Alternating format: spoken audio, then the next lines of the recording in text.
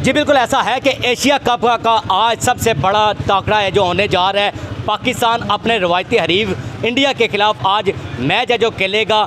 जो शौकीन है वो इंतहाई ज़्यादा पुरजोश हमें दिखाई दे रहे हैं, क्योंकि ये हमेशा से एक बड़ा टाकरा होता है, एक बड़ा मैच होता है जिसको देखने के लिए शौकीन है जो अपने अपने अंदाज में इस क्रिकेट मैच को देखते हैं। यहाँ पर क्रिकेट के शौकीन मौजूद हैं, इनसे बात करेंगे। बताइए भाई, क्या समझते हैं क्या होगा?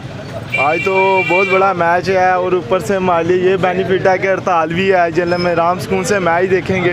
ये जोन से इंडिया के बच्चे हैं, ये क्या जाने शाहिन अफरीदी को।